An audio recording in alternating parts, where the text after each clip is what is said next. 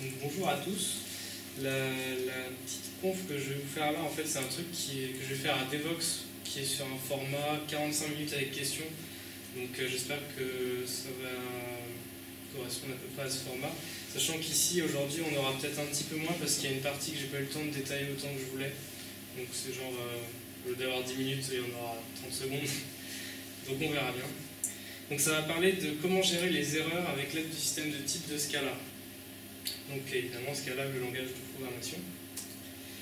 La petite slide sur moi, je suis développeur responsable R&D chez Escal, une société qui fait des applications web. Je suis aussi doctorant en génie logiciel ici au INA. Et je fais des projets pro et perso en Scala et en Haskell depuis à peu près 2 ans. Je dis ça parce que du coup, c'est lors de ces projets que j'ai commencé un peu à expérimenter avec les choses dont je vais parler aujourd'hui. Donc on va commencer par un cas d'exemple. Imaginons, on a une application web ou pas, mais qui va recevoir des données, et ces données, ça représente un joueur. Par exemple, on imagine que c'est un jeu vidéo. Là, dans mon exemple, le joueur, il va avoir un nom, il va avoir un niveau, qui est un entier, et il va avoir un nombre de points de vie. Donc la première ligne, si on imagine, ça arrive en JSON ou dans n'importe quel format. Et ensuite, ça va être parsé et traduit dans un objet en Scala, qui est représenté ici par une classe, une case class pour être plus précis. Je ne vais pas revenir exactement sur la différence entre les deux, parce qu'après ce sera le cours sur du Scala. Mais c'est un peu comme une classe en Java. Et là, ce qu'on veut faire, c'est valider que les données qu'on a reçues, elles sont conformes à des critères métiers qui sont présents dans notre application. Donc c'est pour ça que j'ai une fonction validate qui en entrée prendra un objet de type player et qui doit nous renvoyer un objet de type valid player. Où cet objet de type valid player, c'est en fait exactement la même chose, ça a la même structure, ça contient exactement les mêmes données, sauf qu'on sait que ça aura respecté des critères métiers. Les critères métiers en question, ils sont là. J'en ai choisi 3, c'est complètement arbitraire, on pourrait imaginer autre chose, mais c'était pour avoir un exemple suffisamment faible et représentatif quand même. Donc on dit, il faut que le nom du joueur il soit supérieur à 3 caractères. Si c'est inférieur, du coup ça ne marche pas, on ne respecte pas le critère. Il faut que le niveau du joueur soit strictement positif, parce qu'ici j'ai juste dit que c'était un entier, mais il n'y a rien qui l'empêche d'être négatif, en termes de structure. Et le troisième point, c'est il faut que le nombre de points de vie soit inférieur à un maximum qui est défini par cette formule. Donc cette formule dépend aussi du niveau qui est défini là. Je l'ai mis en... Celle-là est un petit peu plus indentée parce qu'en fait, cette règle-là dépend un peu de celle d'avant. C'est-à-dire que si le niveau n'est pas positif, cette règle elle n'a plus vraiment de sens. Donc j'ai mis ça comme ça pour le moment, on en reparlera après. Donc là, j'ai implémenté 3 petites fonctions. Ça, normalement, ça ne devrait pas être là. J'ai implémenté 3 petites fonctions qui sont censées représenter comment on va vérifier chacune de ces 3 règles. Donc la première qui valide le nom, elle prend un nom en paramètre, elle renvoie un booléen, donc vrai si le critère est respecté ou faux s'il n'est pas respecté.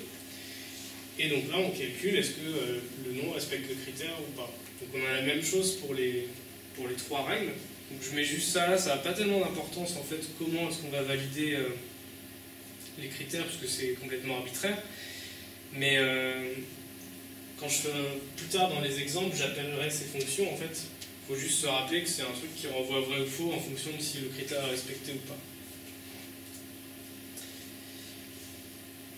Et donc là, on est dans un exemple où validate peut marcher ou pas. C'est-à-dire que soit on va renvoyer un joueur qui est valide, soit un des critères n'est pas respecté, alors du coup il va y avoir une erreur d'une quelconque manière. Donc là, toute la question qu'on va se poser dans cette conférence, c'est comment est-ce qu'on va écrire cette fonction validate, comment est-ce qu'on va gérer le fait que le joueur qu'on rentre dans l'application n'est peut-être pas valide selon nos critères. Et à chaque fois, je vais essayer de montrer les 2 points de vue, c'est-à-dire comment est-ce qu'on définit cette fonction validate et comment est-ce qu'on va l'utiliser, donc l'appeler. Je précise sur ces 2 points-là, l'intérêt c'est que dans cet exemple, évidemment, on considère qu'on va écrire les 2, mais dans la vraie vie, souvent la définition et l'appel ne sont pas faits du tout au même endroit parce que la définition c'est dans une librairie et l'appel c'est nous dans notre programme par exemple. La première manière qui est un peu triviale, la plus triviale, c'est d'utiliser nul. En gros, s'il y a un des critères qui n'est pas respecté, on renvoie nul. Donc là, dans le if, on imagine que je vais tester mes 3 critères. Si les 3 sont bons, je vais pouvoir créer une valeur valid player et la renvoyer. Par contre, si au moins une est fausse, je renvoie nul. Donc à l'utilisation, c'est comme ça. Donc j'ai un objet de type player, je le passe dans ma fonction validate, et ensuite je vais tester s'il est égal à nul, parce que si jamais j'essaie de l'utiliser, par exemple d'aller lire son nom, ou de faire des choses avec cet objet alors qu'il vaut nul, du coup, ça explose en vol.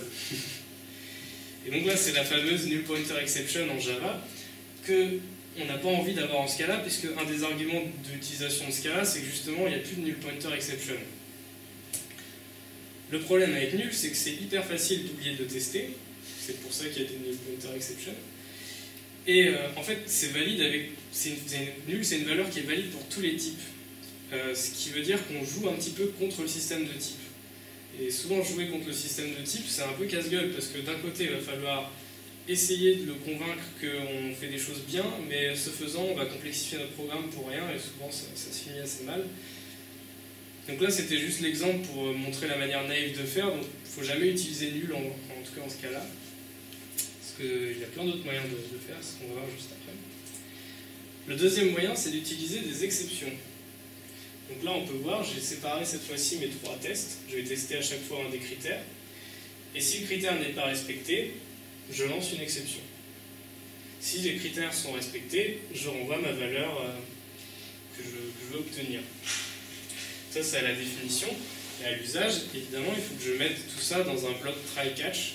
Sinon, l'erreur va se propager jusqu'à ce que quelqu'un l'attrape.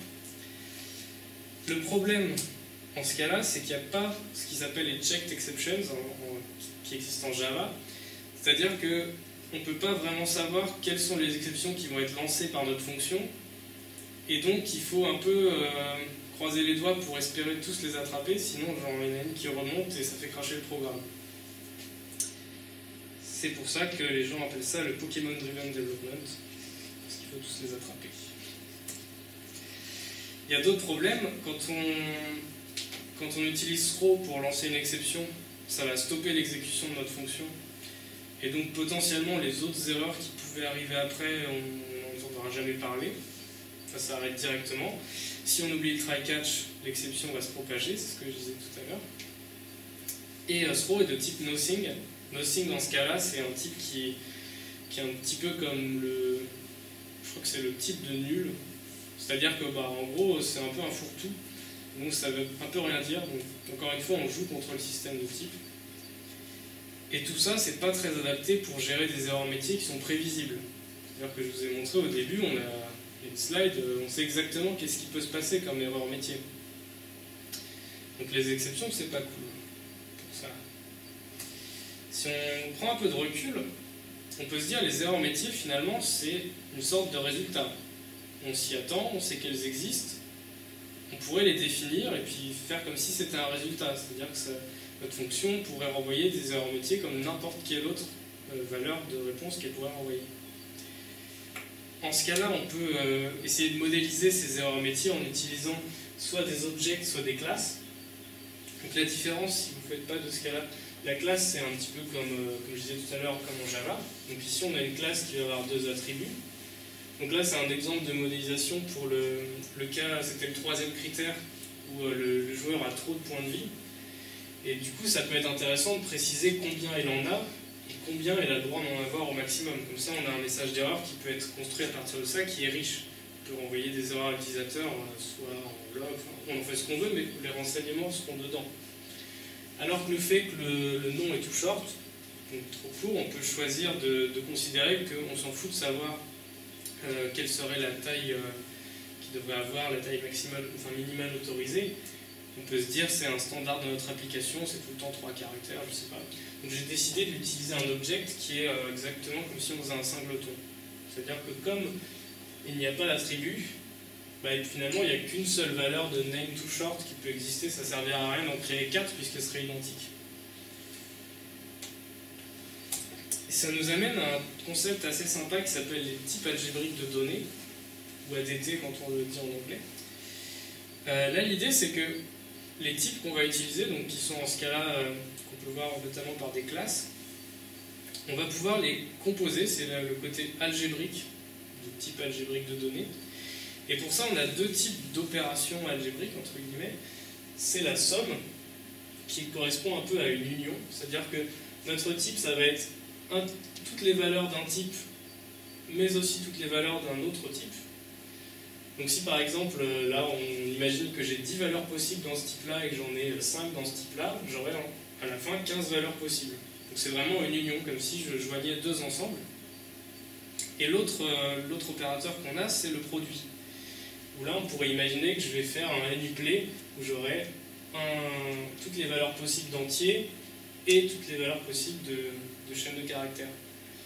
Les symboles plus et fois, c'est intéressant parce que si on regarde la cardinalité des différents types, on peut calculer celle de notre nouveau type juste en additionnant ou en multipliant dans les deux cas. Et du coup, pourquoi je parle de ça? C'est que on pourrait modéliser nos erreurs métiers en utilisant cette propriété-là, ce concept-là de type somme. Alors, je le fais de cette manière-là, c'est que j'ai un sealed trait qui en gros correspond comme à une interface en Java.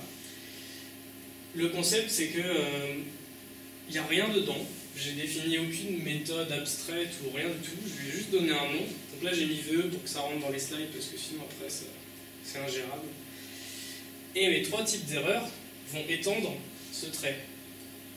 Ce qui se passe, c'est que du coup, quand je dis je veux une valeur de type VE, j'ai trois manières possibles de la produire.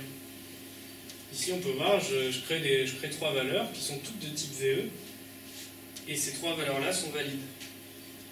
Le fait que le trait il soit scellé, c'est assez important, on le verra par la suite, ça veut dire qu'on n'a pas le droit d'ajouter d'autres valeurs, d'étendre ce trait avec d'autres classes ou d'autres choses que ces trois-là. Donc en gros, ça dit qu'il y a uniquement trois manières de construire une validation error, et il n'y en aura jamais plus, c'est impossible. Ça nous servira juste après. Et donc là, on arrive sur le premier type qui va nous servir, qui est dans la bibliothèque standard de Scala, qui pourrait nous servir à réécrire notre fonction validate, pour revenir à l'exemple. C'est le type option. Le type option, c'est un type algébrique de données, et il se trouve qu'il a deux constructeurs. Soit c'est num et pas de valeur, donc ça c'est un singleton, soit c'est somme et une valeur quelconque de l'espace qu'on adresse avec l'option. Donc là, dans mon exemple, ce sera une option de valid player. Ce que ça veut dire, c'est que si mes critères sont validés, j'obtiendrai une valeur. Donc je l'encapsule dans somme. Si mes critères ne sont pas vérifiés, à ce moment-là, je renvoie pas de valeur. L'intérêt de faire ça, c'est que du coup, ça reste, c'est vraiment exprimé dans le système de type. Et ça ne fonctionne pas exactement comme nul, je vais vous montrer après juste comment on l'utilise. Il faut noter que du coup on n'a pas d'informations là sur l'erreur qui s'est produite. C'est-à-dire que si un des critères n'est pas vérifié, on n'a pas de valeur, et du coup on ne sait pas vraiment lequel c'est. On va monter un petit peu en gamme après sur les différents types. Là, l'option c'est le premier qui est quand même assez utile. C'est certains cas où il n'y a qu'une erreur possible, donc on ne va pas se prendre la tête à faire des types pour représenter la seule erreur possible. Comment ça s'utilise? Donc comment, avec une option de A, je peux récupérer mon A, qui est un type quelconque ici. Donc pour l'exemple, j'appelle du coup ma fonction validate en lui donnant un player. Et là, il y a différents trucs qu'on peut faire avec. Par exemple, on peut dire, on va vouloir modifier ce qu'il y a dans notre option sans avoir besoin de l'ouvrir. C'est-à-dire qu'on va appeler la fonction map dessus, et là fournir une fonction qui va prendre un player et renvoyer quelque chose. Et ce truc-là, donc, ça va devenir une option de chaîne, puisque là, ici, j'ai choisi de prendre juste le nom du player. Et l'intérêt de faire ça, c'est que si jamais il se trouve qu'il y a un player, donc que l'option contient un somme de players, à ce moment-là, ma fonction sera appelée.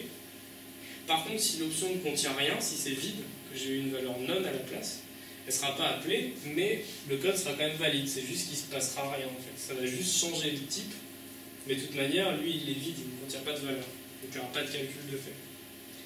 Si par contre on a besoin d'accéder vraiment à la valeur pour en faire quelque chose, pas juste la transformer et la remettre après dans le option, on peut utiliser le pattern matching comme il est en Scala. Donc en gros, on énumère les différents cas. Ici, soit c'est un none et du coup, il faut faire quelque chose de l'erreur, soit c'est un somme et on a une valeur, et du coup, on peut l'utiliser, cette valeur, là-dedans. L'intérêt de ce truc-là, c'est que ça nous permet de l'ouvrir, mais en nous obligeant à gérer l'erreur. C'est-à-dire que si j'enlève cette ligne, la première ligne qui traite le cas où il n'y a rien dans l'option, le compilateur va me dire attention, tu as essayé de faire du pattern matching, mais tu n'as pas adressé tous les cas. J'en connais un de plus qui n'est pas géré. Et donc, ça, à tous les coups, il va m'empêcher de compiler. Et donc, je devrais corriger mon code. Le dernier truc qui est assez utile aussi, c'est qu'on peut appeler une méthode sur l'option qui s'appelle getOrElse et lui passer une valeur par défaut. Ce qui veut dire qu'en gros, il va essayer d'extraire la valeur player de l'option. Et si jamais elle n'est pas là, il va utiliser la valeur par défaut à la place que je lui donne. Et donc tout ça là renvoie un truc de type player. Donc on s'est débarrassé de l'option. Sauf que comme je disais tout à l'heure, l'option, le problème c'est que dans le cas où ça n'a pas marché, j'ai pas d'erreur, je sais juste qu'il n'y a pas de valeur, mais c'est tout. Donc il y a un autre type qui s'appelle either, qui fonctionne un petit peu de manière similaire, sauf que lui, les constructeurs s'appellent left et right, et left a aussi un paramètre. C'est-à-dire que dans les deux cas, je vais avoir une valeur. Ces valeurs seront de type A et B. Donc là, dans mon exemple, je vais dire que ma fonction validate renvoie soit une erreur, soit un player valide. Et à l'implémentation, je vais pouvoir séparer, un peu comme j'avais fait tout à l'heure avec les exceptions, je vais pouvoir séparer les trois cas où il y a un des critères qui n'est pas respecté. Et le cas, pour chaque critère, je vais pouvoir renvoyer exactement l'erreur qui m'intéresse. Et je vais avoir en dernier cas, si tous les critères sont bons, pouvoir renvoyer cette fois-ci à droite le résultat que j'ai produit. À l'utilisation, ça se passe un petit peu pareil que l'option. On peut faire un petit peu la même chose, les API se ressemblent. Je ne vais pas rentrer dans le sujet de pourquoi elles se ressemblent, mais c'est assez intéressant. Le truc à noter, c'est que si on veut faire, comme on a fait tout à l'heure, un map, comme pour dire on veut modifier la valeur qu'il y a dedans sans avoir besoin de se prendre la tête à se dire est-ce qu'il y a une valeur ou est-ce qu'il y a une erreur, on veut juste dire s'il y a une valeur, modifie-la, comme ça. En fait, on est obligé de préciser qu'on va s'adresser au bout qui est à droite. Il y a la même chose à gauche, évidemment. Puisque le either, on l'a vu, il y a deux constructeurs, gauche et droite.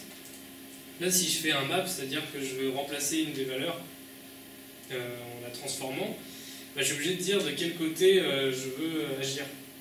C'est pas dingue en fait, parce que dans la plupart des cas, on va agir sur le côté droit. Parce que le côté gauche, par convention, on met les erreurs dedans, et le côté droit, on met les valeurs qui nous intéressent. Et donc souvent, quand on a une erreur, on ne veut pas la modifier comme ça plein de fois, c'est un cas relativement rare par rapport au cas où on va vouloir modifier notre valeur qu'on a obtenue. Et j'ai mis juste en dessous le pattern matching qu'on a cette fois-ci, puisqu'on peut détailler même les différents cas à l'intérieur du left. J'aurais pu mettre juste une ligne avec left et puis une variable pour désigner l'erreur, et après, dans mon traitement, j'aurais pu, si je voulais, choisir de regarder quelle erreur c'est, et puis en fonction, faire quelque chose. Là, je peux directement aller jusqu'à pousser en disant je fais un cas de mon pattern matching pour chacune des erreurs, et pour autant, le compilateur est capable de me dire si j'en ai oublié.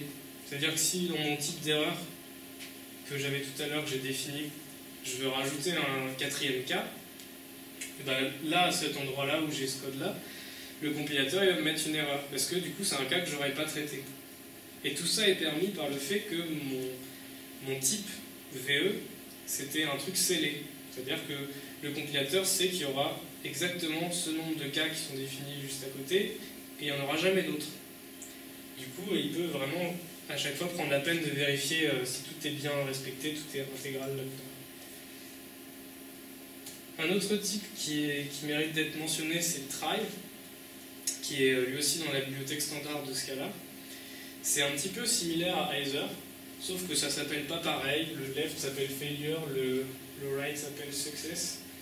En fait, la différence, c'est que du coup, la valeur qui va être à gauche, ça va être un truc de type throwable, qui en gros est une exception. Donc c'est un petit peu comme si c'était un riser dans lequel on avait soit une exception, soit un résultat du type de notre choix. Du coup, ça fait que c'est assez sympa quand on veut interagir avec du code qui lance des exceptions, puisqu'on peut très bien l'encapsuler dans un try. Si le code lance une exception, automatiquement, le truc est fait pour que ça soit comme si on avait une valeur de type failure avec l'exception, sans que l'exception commence à remonter partout dans notre code. On la contient dans le try, en fait. Le problème, du coup, du try, c'est qu'on n'a pas de liste exhaustive des erreurs comme on avait juste avant, puisque ça peut être n'importe quelle exception. Si je veux définir une nouvelle exception, potentiellement elle pourrait arriver là-dedans. Alors qu'avant, on avait uniquement 3 erreurs possibles et aucune possibilité d'en rajouter. Donc là, je marque une petite pause parce que je vais vous parler maintenant d'autres types de données, d'autres structures qui permettent de faire des choses similaires, mais qui ne sont plus dans la librairie standard de Scala, qui sont cette fois-ci dans d'autres librairies externes, mais quand même assez connues par la communauté. Donc la première de ces librairies s'appelle Scala Z. C'est, pour la faire simple, c'est des gens qui sont très forts en programmation fonctionnelle qui jugent que Scala c'est pas assez, et du coup ils ont décidé d'aller plus loin dans une librairie externe. Là j'ai mis la petite ligne de code pour pouvoir la rajouter facilement dans le projet, mais je ne vais pas rentrer dans le détail, c'est plus en mode réutilisabilité des slides. On va s'intéresser à 3 types qui sont définis dans cette bibliothèque. Le premier et le dernier vont servir directement pour notre problème, et le deuxième, on le verra juste parce qu'il sert, c'est une dépendance du dernier pour mieux comprendre comment il fonctionne. Donc le premier, qui s'appelle disjunction, c'est assez proche du hyzer en fait. Sauf que la notation est un peu différente. Ils ont choisi de faire une sorte de V, et là en fait on voit que c'est le truc qui est à gauche, et là c'est le truc qui est à droite. C'est un petit peu plus visuel comme schéma, on aime ou on n'aime pas, c'est un style. Mais le code est exactement le même, sauf que de mettre des left et des right, du coup j'ai mis les différents, le constructeur à gauche, le constructeur à droite. Alors du coup si c'est pareil, c'est quoi la différence? La différence c'est que hyzer il est plutôt, il part du principe que tout ce qui nous intéresse va être mis à droite. Contrairement au hyzer où je disais tout à l'heure que fallait choisir à chaque fois qu'on faisait une opération, si on s'adressait au membre de droite ou au membre de gauche. On peut voir ici, quand j'ai un hyzer, pour faire un map, je suis obligé de dire je m'adresse à droite ou à gauche. Par contre, quand j'ai une valeur type disjunction, du coup par défaut, ça s'adresse à droite. Si je veux faire un map sur la partie de gauche, à ce moment-là, c'est une autre fonction qui s'appelle left map. Mais donc en fait, c'est vraiment juste la même chose en un tout petit peu mieux. Donc c'est cool. Le truc suivant, ce que je disais, c'est petit interlude. C'est un type qui est assez intéressant dans l'absolu, mais qui ne s'adresse pas directement au problème qu'on aborde aujourd'hui. C'est un type qui s'appelle non-empty-list. C'est tout simplement, ça vient du fait que, si on regarde le premier exemple, là j'utilise la liste de la librairie standard de Scala, donc c'est une liste chaînée. Elle est définie, alors j'ai enlevé des trucs pour simplifier, mais en gros, c'est une suite de valeurs A. Donc le étoile, ça veut dire que c'est variadique, ça veut dire qu'en gros on peut mettre plusieurs valeurs, donc un peu comme j'ai fait là. Donc si on n'en met aucune, c'est valide. Si on en met plusieurs, c'est valide. Donc on a une liste. Le problème, c'est que si la liste est vide, par exemple, il y a des opérateurs, il faut faire attention à les manipulant. Si on veut avoir la tête de la liste, alors qu'elle est vide, ça peut échouer, puisqu'il n'y a pas de liste vu qu'elle est vide. Donc dans certains cas, ça peut être intéressant d'utiliser la liste qui n'est pas vide, justement. La définition est un peu pareille, sauf qu'on a mis la tête à part. C'est-à-dire que là, on a forcément une valeur, et après, on a de 0 à n valeurs. L'intérêt de faire ça, c'est que ça s'utilise à peu près pareil, sauf que je suis obligé d'en avoir une. Si j'ai le cas où il n'y en a aucune, ça ne va pas compiler du tout. Pourquoi est-ce que je parle de ça? C'est parce que, gardez ça dans un coin de votre tête, on va attaquer le type qui s'appelle validation null. Null comme non-empty list. En gros, l'idée, c'est de dire, c'est comme une sorte de hyzer, on retrouve encore le fait qu'il y a un truc à gauche, un truc à droite. Alors mes slides sont prévus pour du 16 neuvième, donc c'est un tout petit peu coupé là, mais du coup, il y a juste un crochet. Donc soit on a une erreur, soit on a un player qui est valide. C'est encore la même chose. La différence ici, c'est que l'erreur, ça ne va pas juste être une instance quelconque de notre erreur de validation, mais ça va être une liste non vide d'erreurs. Et pourquoi c'est intéressant d'avoir une liste non vide d'erreurs? C'est que cette fois-ci, on va pouvoir tester nos 3 trucs comme en parallèle.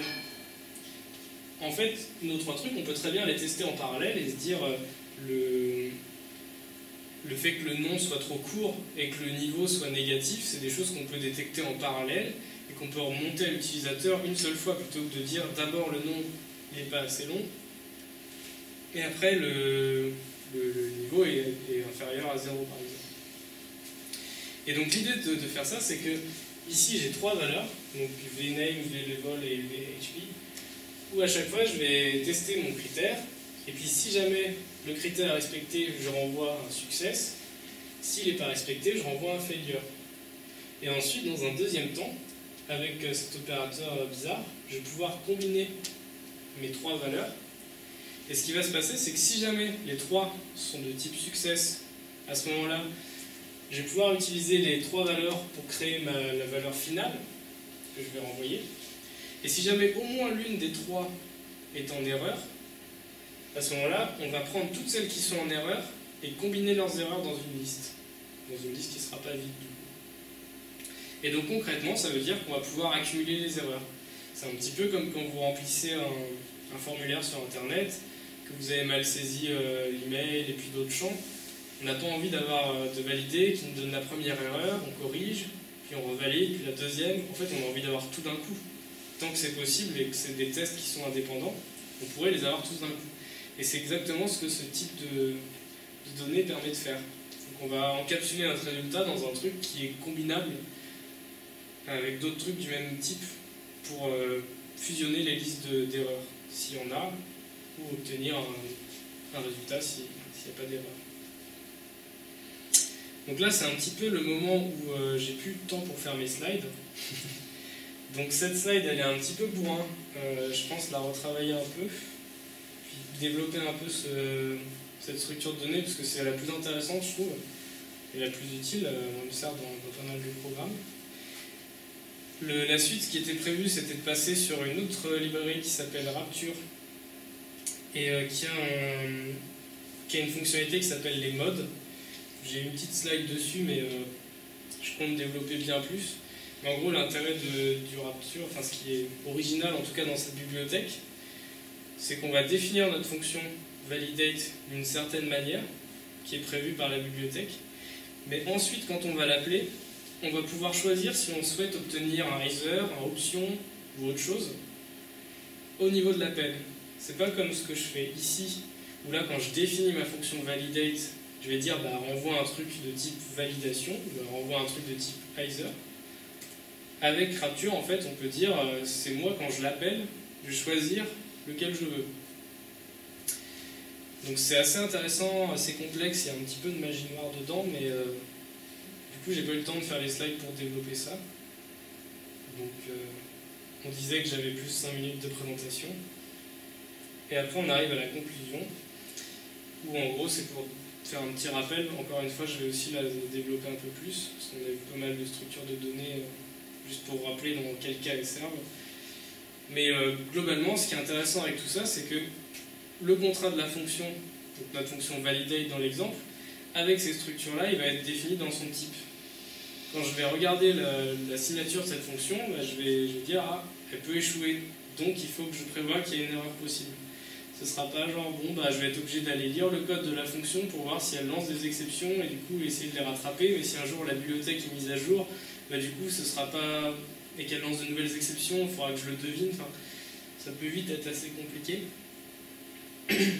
Et l'autre intérêt, c'est que dans tout ça, comme c'est dans le type, le compilateur nous aide à avoir de la cohérence partout. Donc là, tous les exemples de code que je vous ai mis, je les ai testés du coup sur le compilateur pour voir si c'était cohérent. Mais c'est vraiment un truc qui est super intéressant. Il y a plein de cas dans des vrais projets où je me suis retrouvé à me dire si là le compilateur m'avait pas dit que c'était incohérent parce que j'ai pas traité le cas où il y avait une erreur, j'avais aucun moyen de le deviner ou j'y aurais jamais pensé parce que je me connais un peu. Et du coup, ça aurait craché. Voilà. Est-ce que vous avez